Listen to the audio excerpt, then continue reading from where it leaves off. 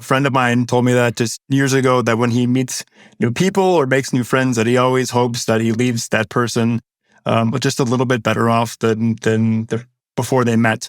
And I also kind of have that mentality now with the businesses and the things that I do, is that just want to, leave it better than we found it. And so I think that really drives me, and I'm very passionate about, just making people's lives a little bit better.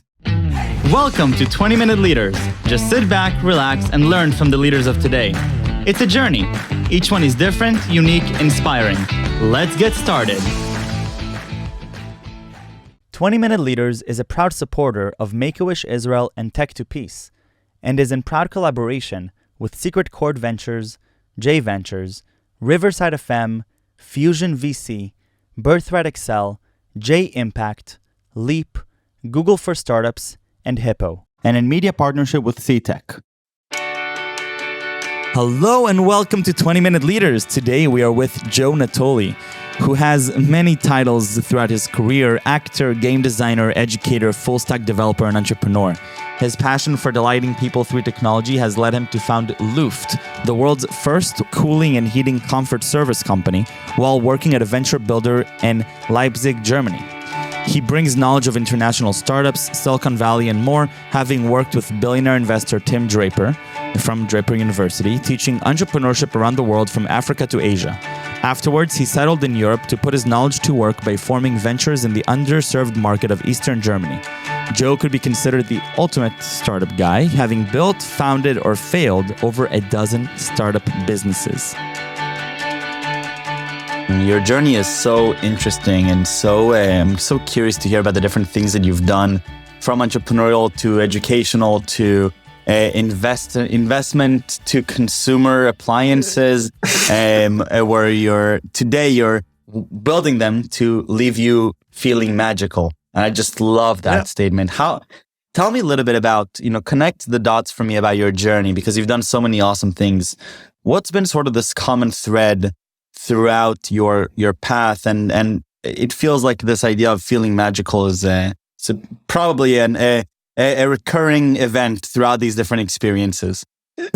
No, you're actually not wrong at all on that thread. I think that's a really key thread, and actually, I think that first magical kind of motivation came from back when I was in my college studies, university. I was actually studying game design and development, which is totally different than where I ended up. But back then I was doing a lot of like 3D animation and teaching myself around, it's a lot of design. Game design involves everything from the 3D stuff to like player systems and all this stuff. But in animation specifically, we got a big, thick book around Disney animation. It's actually very famous in the animation community. And as with everything in Disney, it was all about like making things kind of like extra magical and extra fun and interesting for people, like adding the little bounces or the little like special just animations that Disney used to put in their old hand-drawn stuff. And then I think I just carried that with me through into entrepreneurship once I transitioned into entrepreneurship. Jumping forward, when I was working with this guy over in Silicon Valley, Tim Draper, at his Hero University, they have this hero pledge, and just part of the ethos there also is delighting your customer and making it magical for them. As one of his investments way back in the day said that they wanted to do that, and it kind of stuck with him, and then he passed it on to us while we were working with him. So that actually kind of has been a thread, in that I just want to surprise and delight people, if it's through a game or a user experience or a piece of hardware. Like that magic, I think, is super special, and we remember products that make us feel good and delight us in some way. Where did you discover that this was a core passion of yours, to create these magical experiences? From an entrepreneur's perspective, was there some trigger for you that said, okay, this is what I'm into, this is what entrepreneurship is for me? Was it working with Tim Draper, Disney animations? What was it for you? That still probably just goes back to when I was a kid and playing a lot of, honestly, playing games. Like that's what I wanted to, I loved playing games, and then also acting. That was the other thing. And I think acting as well, there's an element of like delight and surprising the audience. And I think that's where that came from. And with entrepreneurship, when you're selling something to somebody, you have to convince them that it's going to benefit their life in some way, right? And one ways that we benefit is when things become easier or magical. That's part of the delight in everyday objects that we tend to love. When we look at our phone, we don't really know how it works, but it surprises the hell out of us and delights the hell out of us when we can go on whatever, the Instagram, the TikToks, right? And so that thread was I feel like it's really important to bring to entrepreneurship in general, where a lot of stuff can seem overly salesy or overly produced or whatever it is, inauthentic a lot of times. And so I wanted to bring, I believe in authenticity, and that's where that kind of came from. Did that answer your question? Yeah, no, for sure. And as you go around, because obviously, and you look at the different organizations that you've founded or co-founded, I mean, they're very different, right? I mean, perhaps they have this this connection around building these great products, but they are different. What is the process that you go through to determine where you're going to be devoting most of your time and energy into an entrepreneurial journey? How do you even go through that process, whether it be basic, LOOFT, etc.? Sure. So just to lay the groundwork, as you kind of mentioned, because obviously people aren't going to have my bio, so I'll go over just some of the projects to show how wide of a range you're actually discussing here. Yeah, please. Basic t-shirts was a project that I did quite a long time ago, and it was just, a lot of people start with t-shirts or clothes as one of their first entrepreneurial ventures. It's very low barrier of entry to get into. And so me and a friend of mine wanted to start this t-shirt company, but I was also into technology and like adding that value add on top of something. And so Basic was a 1-for-1 t-shirt company where if you bought something, we would help somebody with a basic need, food, water, or shelter. And on the garment, we had a QR code, and I encoded the system where you could scan the QR code and then choose if you wanted to help somebody with food, water, or shelter. And then we would help based on what you chose. And if you got the garment secondhand, then you could also scan the code and see like how we helped, who it helped, and kind of the story behind that shirt, which was pretty cool.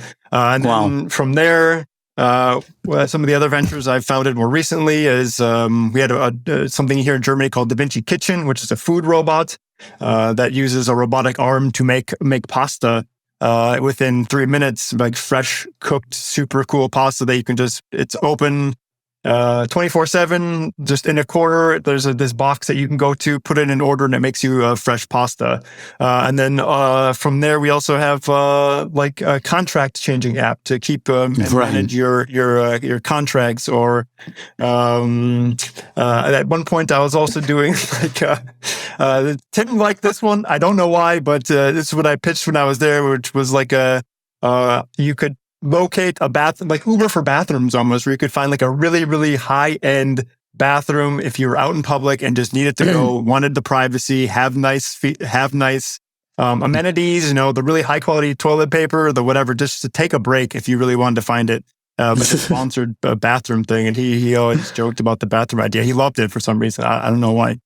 So yeah, I've had this wide variety of companies that I've kind of gone through, from kind of basic e-commerce drop shipping type businesses with the t-shirt thing, all the way into high tech as well. And when I try to think about businesses, it really comes down to I'm into like pattern matching and trend watching. So I would consume a lot of business-related content, whether it's podcasts or articles or YouTube, and then I stay on top to stay on top of the latest trends as well. I'm into tech, and then I try to find kind of connection points between the different businesses. So if we were talking about food and food production, we were working with a client who happened to be like an international catering company.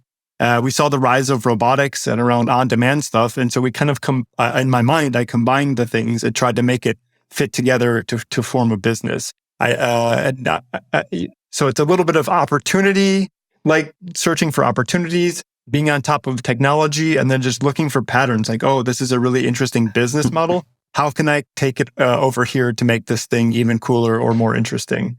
And so, but it's not just... It's not just a decision to work on these different projects, but, that are interesting for you. It's also a decision to go on these entrepreneurial journeys where you literally have to build a foundation, not to even see some products come to life. So, what part of you makes it be that you are sort of a visionary behind them and then the entrepreneurial figure behind these businesses? Because it's not just saying, okay, now I'm going to work I'm going to work in all these different areas, but you're actually actively saying, I'm actually going to be a visionary within these areas, or I'm going to attempt to be a leading figure thought-wise on how these industries need to advance. Where is that coming from? That's a great question, and it almost sounds like a question one of my parents would ask me in a way, which is interesting. Like, where do you come up with this stuff, or why? Well, how do you even think about this? And I don't think that I have like a good answer for that, because for me it's almost like an innate thing where I'm just kind of doing it all the time. It's my brain is just, if I'm walking around, I'm thinking about stuff. Even if I'm listening to podcasts and doing stuff, it's just kind of like running in my background, or I'll just all of a sudden have this spark thought because I heard one thing. Maybe that's what it is that I'm just consuming so much content, and then I'm thinking on that content on how to connect the dots. And then from there, I take the vision and say, hey, I think the world really needs this thing, and this would be very cool. And then I'm lucky to have connected myself to resources to then push these ideas forward into the ether in some way, whether it's with the partners that I used to work at with the venture builder, or in Silicon Valley with all the people that I was teaching. Maybe I kind of just spread around the ideas there and influenced people that way. But then it's just, maybe it's that I've surrounded myself with a network or connections to actually push the visions out into the world. Wow, fantastic. So LOOFT, take me on the journey of LOOFT. First of all, awesome name. Great name. Thank you. I'm actually glad you said that. LOOFT comes from the German word for air. LOOFT, it's spelled L-U-F-T. Air. And I, for some reason, have a thing for double letters. I heard one time, this is just a weird nugget of information, that double letters stick in our head more often, like for brands and stuff, like the Google, the Yahoo, Apple, the Facebook, Apple. Yeah, for some reason, double letters are like good. And so I don't have a double letter in my name. I need to work on that. Yeah, take note. I'm changing my name. This is it. Is it then Michael with 2 Ks, or is it C is 2 Cs? Where's it going? Mike, I don't need people to remember Michael, but my startup clarity is just, there's no repeating letters. So I'm calling my co-founder right after this, and you're responsible for that conversation. Repeating letter. I'm going to start calling myself Joe with 2 O's so people really remember it. But no, so we just changed the LOOFT to the LOOFT with the double O. And the journey of LOOFT is actually pretty interesting because it started as a B2B business. As I mentioned, I was working at a venture builder here in Germany. It's what brought me away from Silicon Valley. I wanted to come over to Germany to see what I could do, to apply my skills and start some businesses here. Had I had more information around Germany in general and Eastern Germany, where I ended up, maybe I would have had a different decision, because it's East versus West Germany. There's a whole history here that I just was ignorantly unaware of. And anyways, so we were doing a B2B business with one of our partners. What we did is we partnered with corporates, and then we helped them do innovation by providing startups that they can invest in. We thought of the startups, we ideate with them, see what problems they're seeing in the industry, and then try to solve those problems. And so we knew that in the US market, there was like a lot of, one, air conditioning, and two, like inefficient units, especially with window air conditioners or through the wall units, which are very common in like hotels, motels, and then in the lower southern the southern part of the United States, and then over in New York, these kind of places. And people have these really outdated machines. And so what we wanted to do was provide cooling as a service to businesses.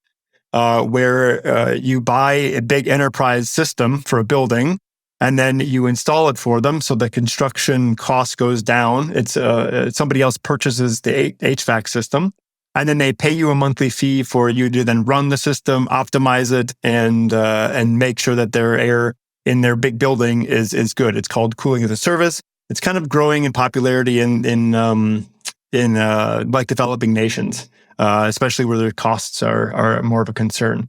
And so we wanted to take this methodology of cooling to a service and bring it to more of a consumer thing. And so originally we wanted to just buy a bunch of machines, like new high-end air conditioners, give them to hotels, and then operate them for them and link them all together and kind of make it more efficient, like to reduce power. And then we were finding founders for it. We had found founders that weren't me. We had an idea. We had everything lined up, and then COVID hit. And it's probably a story you're hearing over and over and over again. COVID hit, and then the world stopped. Everyone's like, we don't know what we're going to do. And then it just kind of paused. We lost the founders. The idea kind of went away. Priorities shifted. And then as COVID was kind of coming out of it, a year and a half later, we relooked at the project, and we realized that because I was a U.S. citizen and this was kind of targeted towards the U.S., that maybe I should take over it.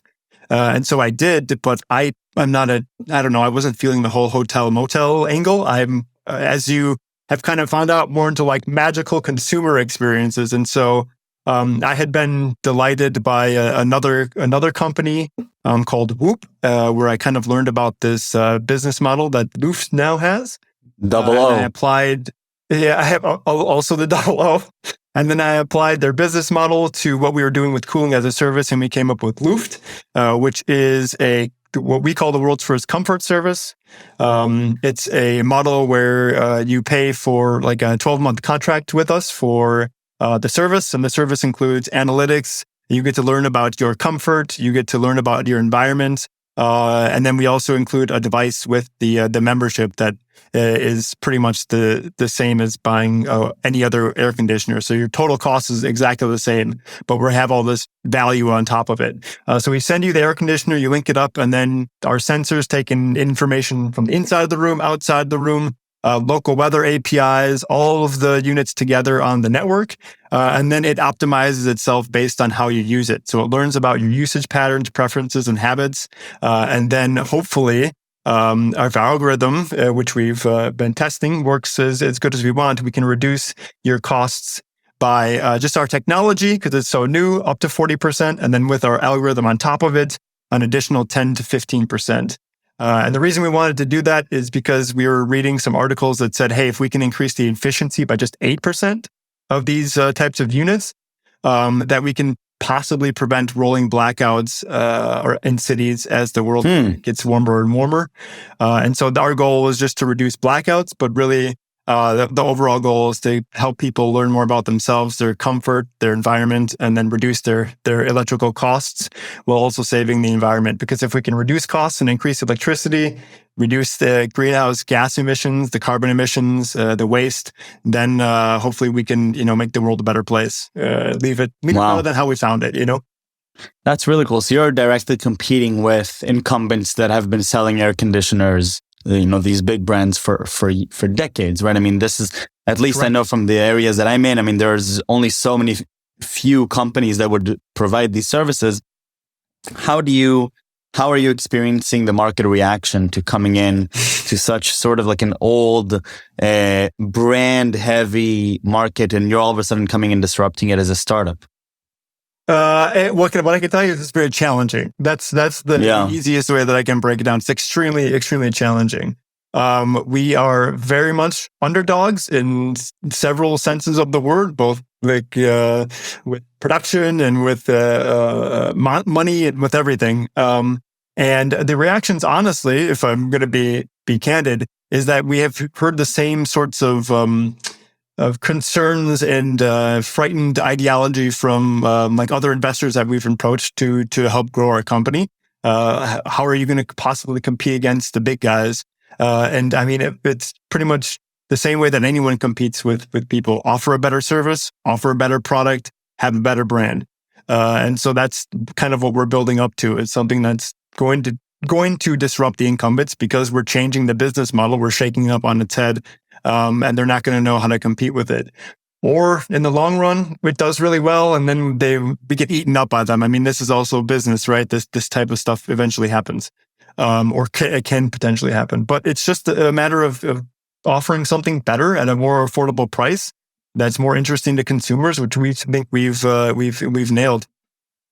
What do you enjoy most about this journey? Not just this journey, you know, I'm looking now, generalizing over the different entrepreneurial journeys you've had. What do you really enjoy most out of them? If you really had to distill it to just a couple of really key elements that really do it for you.